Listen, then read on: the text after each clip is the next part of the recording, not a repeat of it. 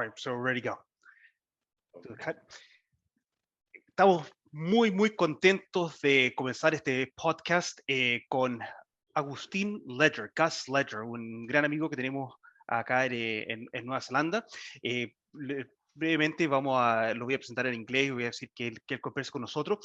En este momento no nos puede acompañar Gustavo, como siempre nos acompaña en estas entrevistas por estar ocupado y por el cambio horario que tenemos con Chile y Latinoamérica, pero vamos a hacer esta entrevista y después Gustavo va a aparecer en la segunda parte de nuestro paso a pase de esta semana.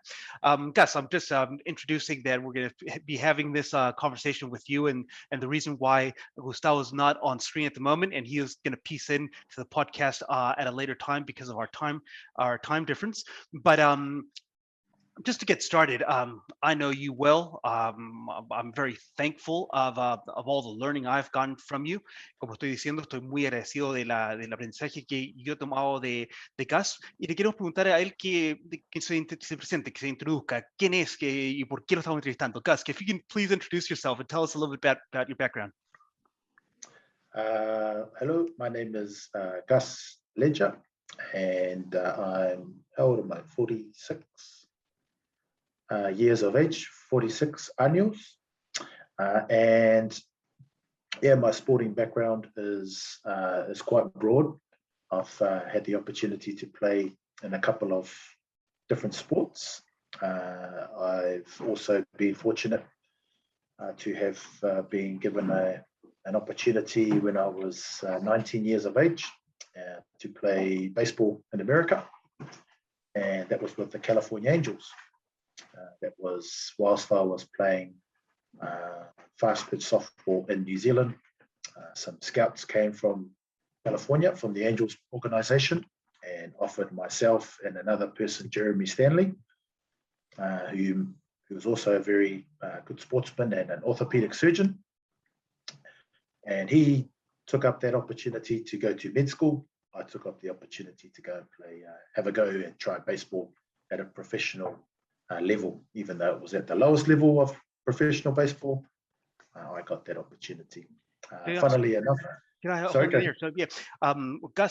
nos cuenta que Gus Leger es un hombre, 46 años, y viene de un fondo deportivo bastante amplio. De lo que nos está contando en este momento, de que a partir de su carrera muy temprano y tuvo la posibilidad de participar al alto nivel desde muy temprana edad. Cuando a los 19 años fue descubierto por scouts acá en Nueva Zelanda jugando softball y fue reclutado a los Angelitos de California para jugar béisbol. Y él con otro neozelandés, Jeremy Stanley, que es actualmente un cirujano ortopédico, tuvieron la oportunidad de ir.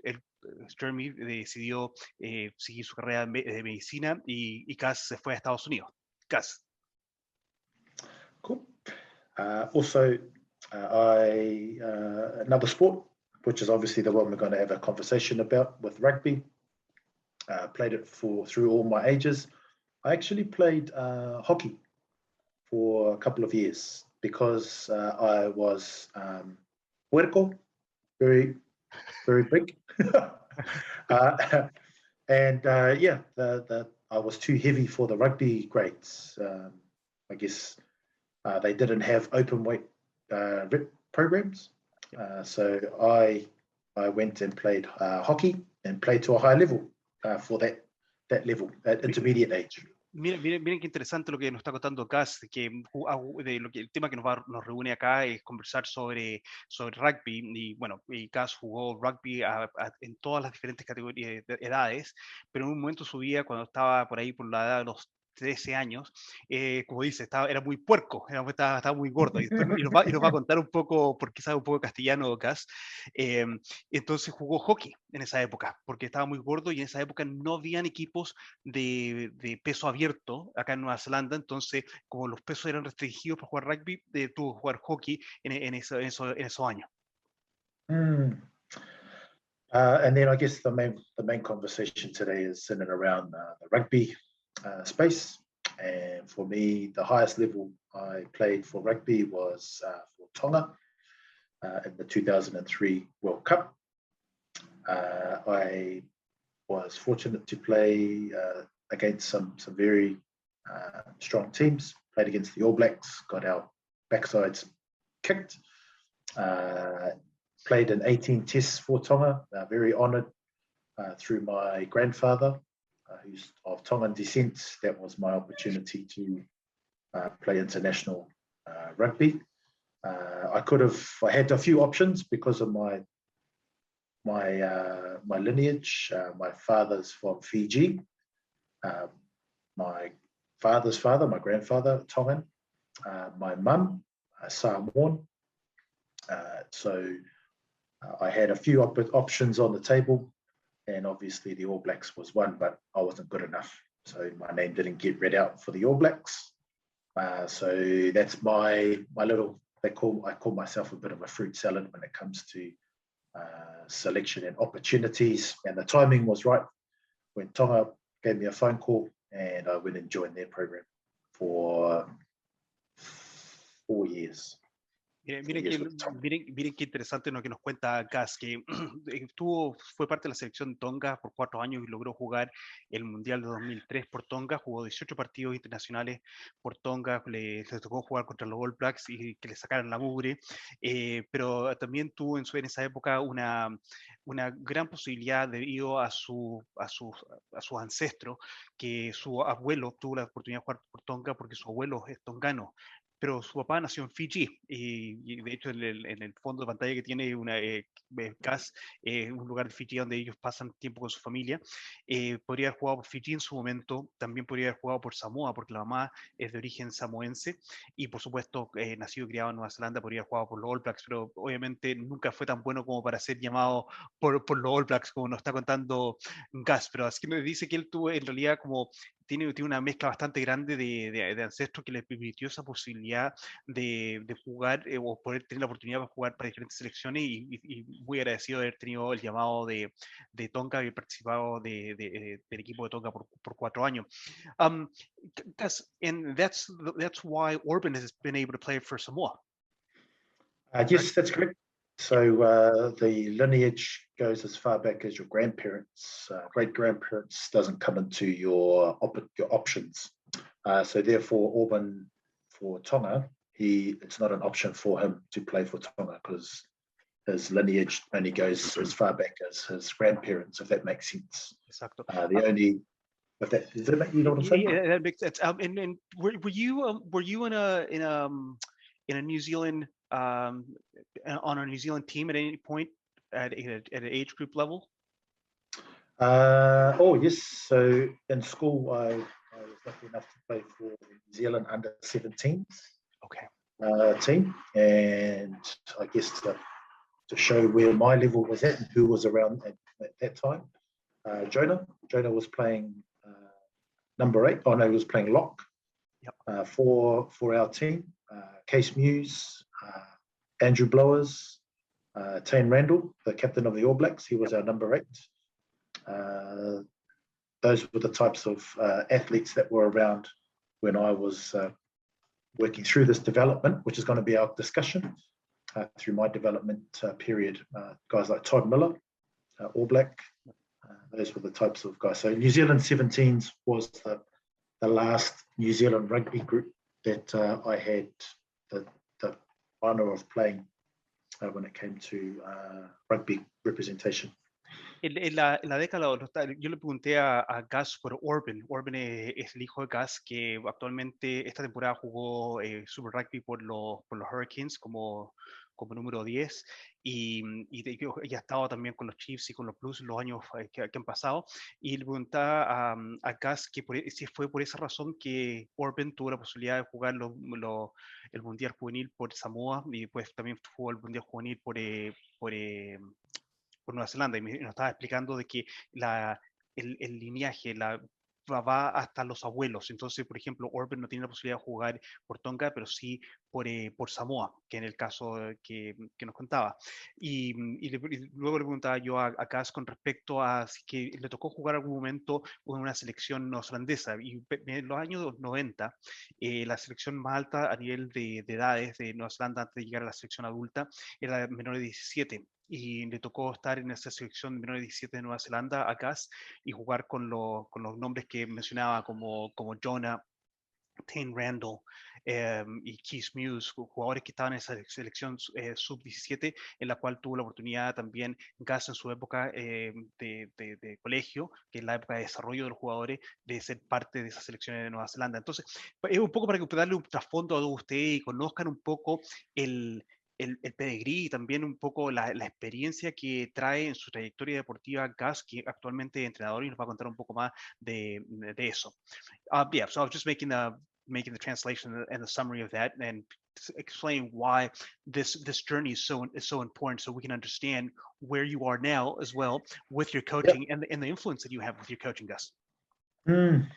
There's, I guess the thing is in and around how you're influenced through my sporting opportunities, and there were some influential people that have pushed me to the heights that I got to.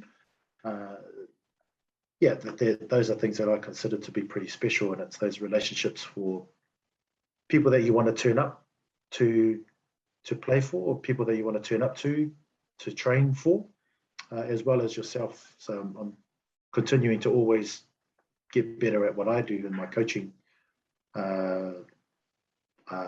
career now, and just trying to keep that balance of keeping people in your care, keep them motivated, engaged, as well as maintaining the reason why we all play, and that's to make sure we have fun at some stage. So there's a big conversation in between development and performance, but I'm sure we can unpack that a little bit more as we talk. And performance, yes, absolutely, Gus. Lo que nos está contando que en realidad la trayectoria de él como deportista primero y eventualmente ahora como entrenador es importante porque nos cuenta que la influencia que ciertas personas tienen en uno lo van formando y lo llevan a ser a uno de la manera que es.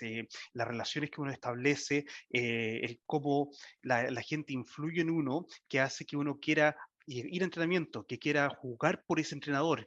Eso es muy importante, y esas son las cosas que él fue recogiendo en su trayectoria.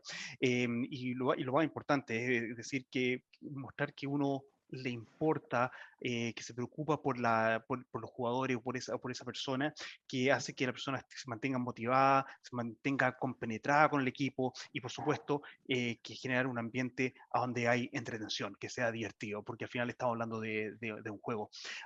Y bueno, y esa es la gran diferencia entre el desarrollo y el performance, que es algo que vamos a hablar un poco más adelante en este podcast. Gus, so where are you now? Because that was the beginning, and the journey has continued all through your life, and now you're coaching. Where are we now? Estoy preguntando que Gus, que eso fue el comienzo de su carrera como con su involucramiento con el deporte, pero hoy en día está como entrenador. ¿A dónde lo ha llevado su viaje? ¿En qué está en este momento? Currently, the season that has just finished has seen me being part of the Auckland Marist club scene. So in Auckland, New Zealand, we have the Auckland Province, Auckland Rugby. I coach at one of the Auckland clubs, Marist. Also, I have a couple of other coaching groups that I've been with. So the Blues under 20s, which play at the beginning of the year, being part of that program, which is the sort of the feeder or the development group.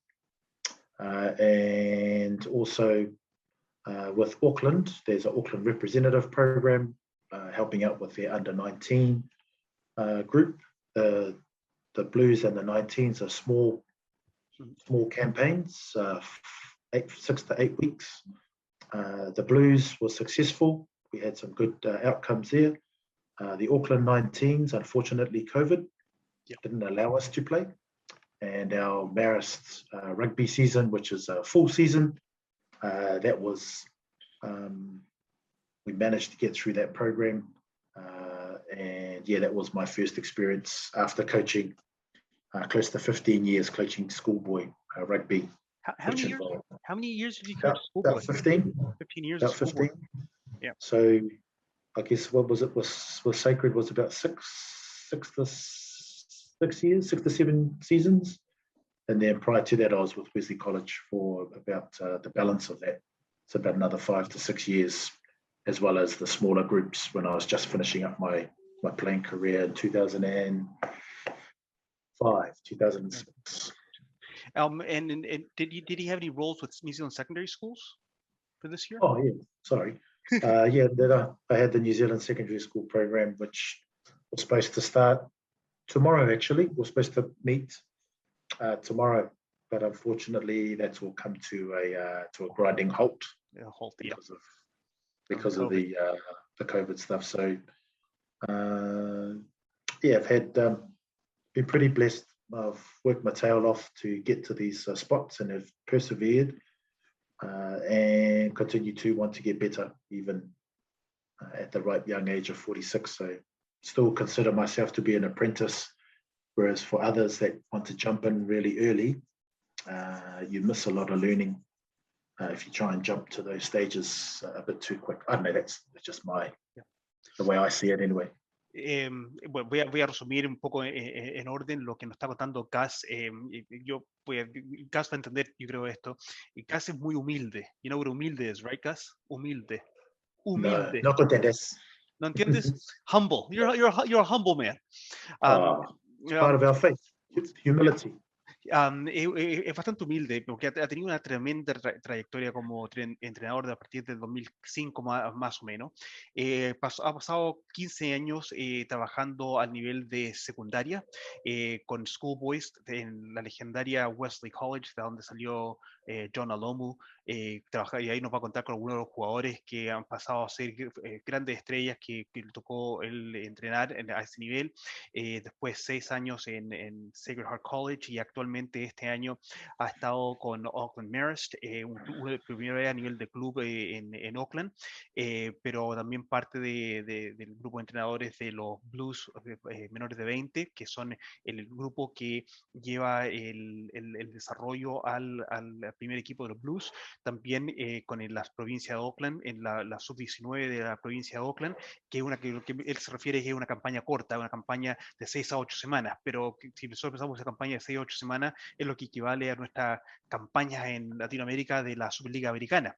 Pero esa es la campaña que casi llama corta con la provincia de Auckland, la sub-19, y también este año ha sido nombrado entrenador para la selección de secundarias de Nueva Zelanda y dice, bueno, ha tenido mucha suerte en su desarrollo, pero todavía se declara un aprendiz en el área de como entrenador. Yo encuentro que es un entrenador que es muy desarrollado, con mucha experiencia, pero él se sigue considerando un aprendiz y ya ha logrado estar trabajando con jugadores que han llegado al muy alto nivel y también y actualmente involucrado, como pueden ver ustedes, a diferentes niveles del rugby neozelandés en esa capa tan crucial que el desarrollo. What I'm saying is that you've been actually been in that layer of New Zealand rugby, which is so crucial, which is the development of the player. Let's get into the core of what we want to talk about today, the development of a rugby player. And you've had that 15-year experience in that secondary school level, the under 20s, under 19s. Can you describe to us the significance of the development of the player in that, more or less, that age group? Le estoy preguntando a Gus que él ha tenido experiencia de trabajar en el desarrollo de jugador en esa edad, que si nos puede explicar en sus palabras cuál es la importancia del desarrollo de jugador en esa edad de los 16 a 20 años. I think, it's. I'm just trying to reflect back, and I guess this would be genuine because this isn't pre-planned in terms of this questioning, even though we've had good conversations. I think you'd see it in 3 layers. You have when you're looking at a group that arrives on your first training session, you're going to have an absolute athlete. You're going to have a guy that's just like, oh my gosh, can do everything. Then you're going to have the hard worker.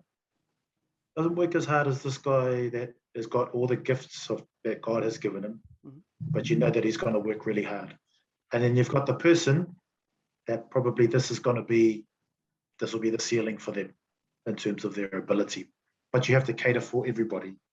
And the bit that grounds and it centralizes everybody is you can still build on the personal traits that people have, and you can teach hard work, and you can still continue to show and develop all three athletes that are in front of you in that school program.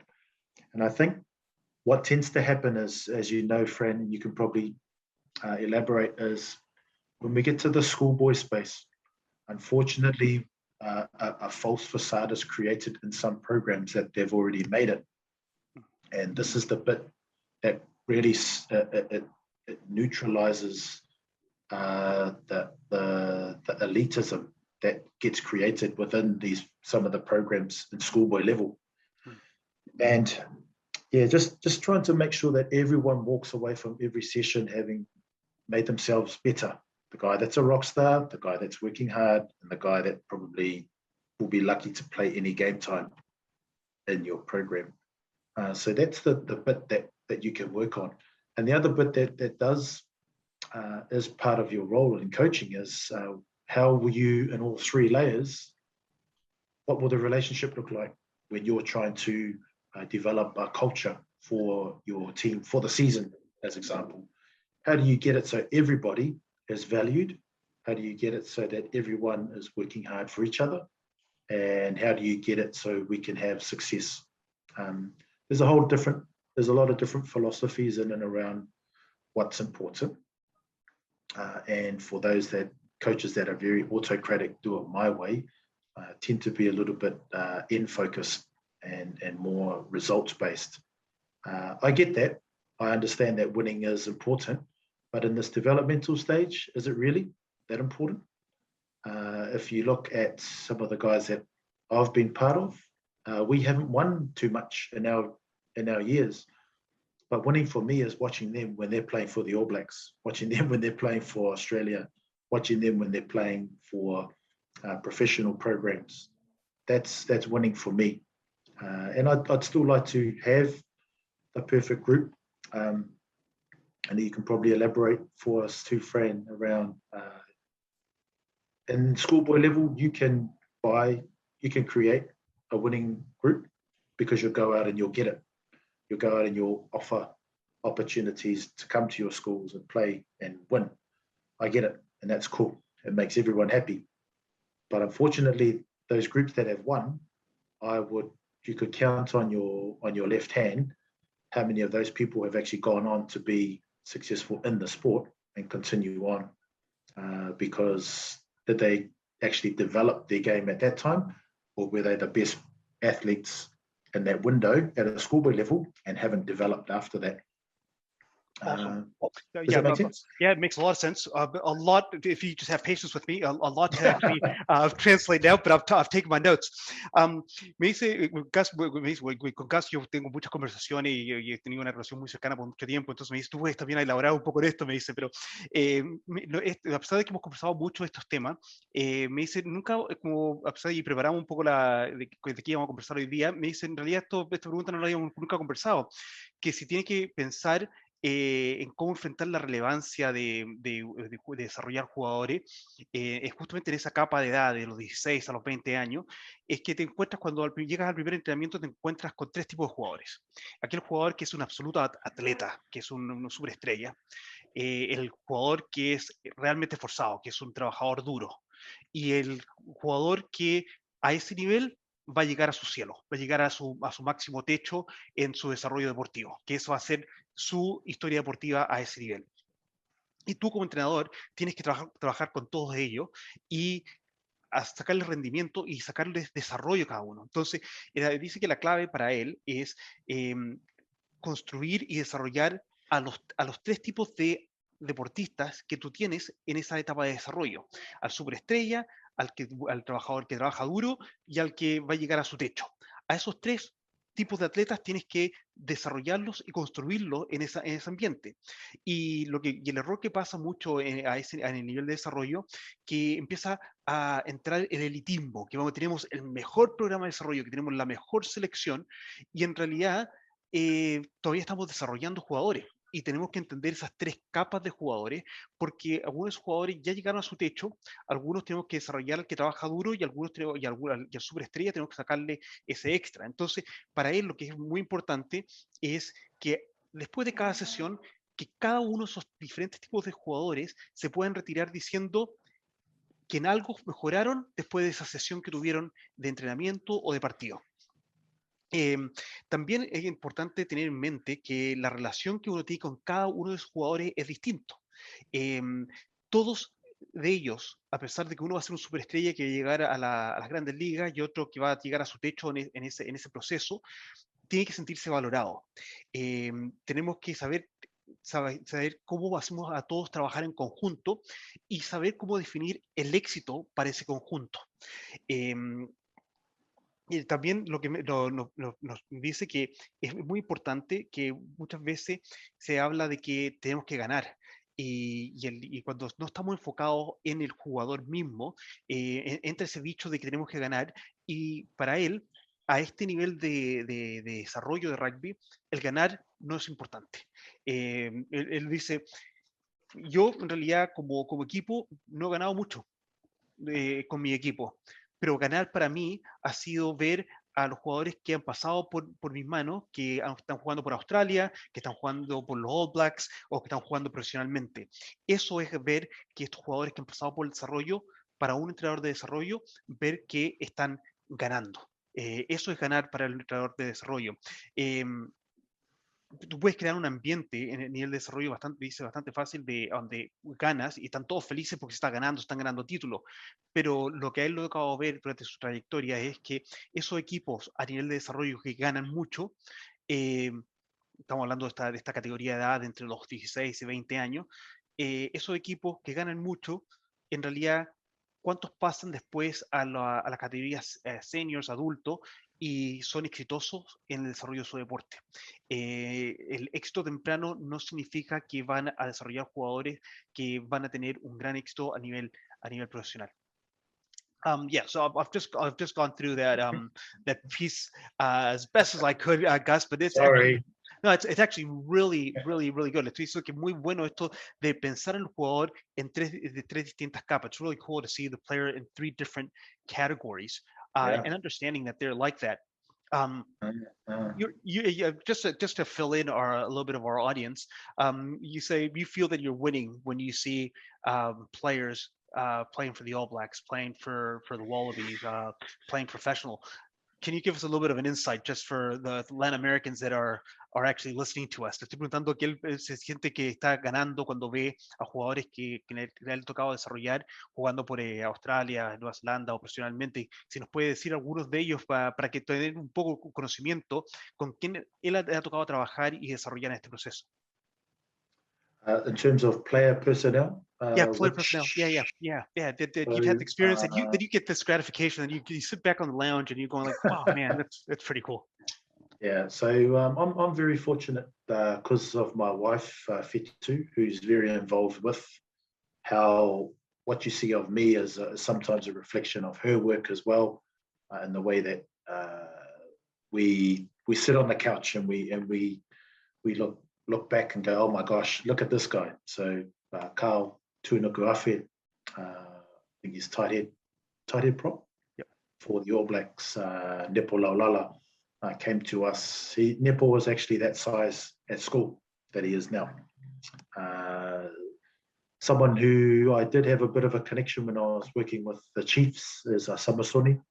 Tukiahau, the hooker, good to see him developing as well. Then obviously we've got Hoskins Sotutu from Sacred Heart College that both you and I are part of, seeing him develop.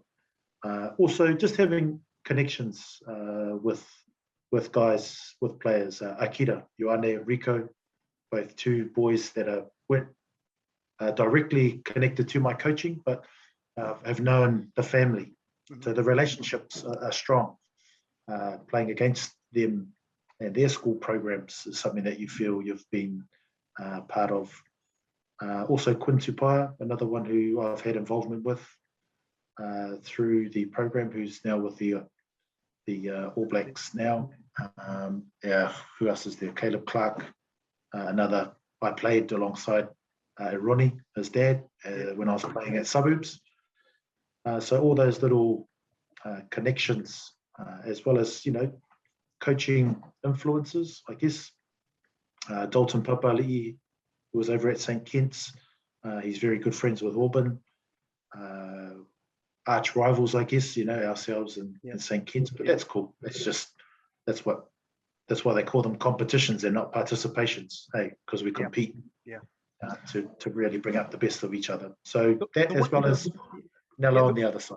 Yeah, the one I always think of, Gus, and I always think back to Nella, to tell you the truth, and how he was probably a shining star early, but building that comfort and that relationship and that support around him was so important at that development level, and you were a big part of that, and I also remember that you allowed us to come in and help the program at that time. Lo que estaba contando a Gus, y le estaba yo un poco reafirmando de que nos estaba contando de lo que ustedes escucharon ahí, algunos jugadores que actualmente están en los All Blacks y que le ha tocado trabajar con ellos directamente o con la familia, porque él armar relaciones es parte importante del desarrollo del jugador, como Carlton Efaki, Nepo Laulala, que di cuenta que cuando estaba en el colegio era el mismo tamaño que tiene ahora, Samisoni, que está el hooker actual, Hoskins, por supuesto, que viene, Sututu, que viene de Sacred Heart College, el programa en el cual yo y Gus hemos sido partícipe, Quinn Tupaia, que está actualmente con los Chiefs, jugando de centro en los All Blacks, Caleb Clark, que a Gus le tocó jugar con el papá de Caleb en Suburbs en su época, y por supuesto en la parte de relaciones con Akira y la familia de Rico Ioane, y también con Dalton Papaili, que tiene una relación también muy cercana con el hijo de Gus, que Orban. Y yo le mencionaba también el caso de Daniela Tupo, que me acuerdo por ahí, was it 2013, 2014? El año 2013-2014, yo me acuerdo personalmente la gran influencia que tuvo Gus en cuanto a apoyo al desarrollo de Nella en la parte fuera de la cancha. I'm saying that the tremendous support that Nella had from your end and the coaching staff outside the field. I think I can't take all the credit. He did come to us via a relationship with Dave Dillon, who was before myself. So Nella was already there as a year 10 student, and then the hostel, in which Nella stayed. So I think that's also crucial to the upbringing and the character building part of Nella's time with us at school. And he was awesome. Just to see how he interacted with the younger students in the hostel, that's pretty special. He was more than happy to play touch out on their little forecourt with the boys, and he could have 7 guys on his back playing touch rugby, having fun, and he was always going to be great, and good. He's not heading towards greatness, but just the character of Nella. And if you knew his story and his challenges, then you could see that he was grateful for everything that he had received up to the point where I met him, and now he's getting that in return. I guess financially he's doing well. That's without argument. But just seeing from what I was listening to, a couple of reports when they were playing their game against Argentina, whatever community Nella goes to, they love him. Why? Because he's so down to earth. He's a bit of a rock star, but he'll be more than happy to come and take out your rubbish and pick up all the rubbish in your yard, or come and help you fold the washing, or come and do the dishes. Some people forget that when they get put in these pedestals, as we've seen. But he knows what humility looks like. Even though he said it to me, he's even more humble. If you get to spend a week with Nella, you'll see that he's pretty down to earth. Estamos conversando un poco de la experiencia que hemos tenido en conjunto, y estamos específicamente está conversando Gus con respecto a Daniela Tupo, y creo que para los que entienden inglés o no entienden mucho inglés, les invito a retroceder y escuchar un poco lo que nos acaba de contar sobre el proceso y lo que ayudó a desarrollar a Daniela cuando estaba en Sacred Heart College, su paso por el hostal, su relación con la gente y el sentirse muy agradecido de las oportunidades que tenía, darse el tiempo de jugar touch rugby con los niños más pequeños. Tenía a 7 niños colgando de él en el patio donde está el hostal el internado del colegio y disfrutar y compartir con todos. Y lo que estaba contando al final, que entender a la persona y entender que a pesar de que puede ser en este momento un rockstar del rugby internacional y que va en camino a la grandeza, porque todavía es bueno, pero va camino a la grandeza, que si está en tu casa, va naturalmente a sacarte la basura, te va a ayudar a doblar la ropa, un hombre muy aterrizado y que dice, yo no soy la persona de llevarme ese crédito, eso también se lo dio mucho, la formación que recibió en el ambiente de colegio y hostal que se le entregó a Neda durante su paso y los otros coaches que han apoyado como Dave Dillon que lo trajo al colegio en segundo medio. Eh, perdón, en primero medio, que lo trajo al colegio en primero medio a Nueva Zelanda. Eso un poco para que ustedes vean el trabajo y la historia de formación crucial que hay con respecto a los jugadores. So I'm just saying this is just an example of understanding the player and the development, what goes into the Yeah. development of the player. Another thing otra cosa que nos comentó Gus, que algo que lo ayuda a él mucho es que un poco la influencia de su señora, que Fetu, que en cuanto a reflexionar con respecto a la influencia que uno tiene con respecto a los jugadores, básicamente desde el punto de vista educativo. Y quiero entrar a ese tema con Casa. I've gone back to your comment on Fetu and reflecting on that influence and where the boys are at, etc. Because that takes you more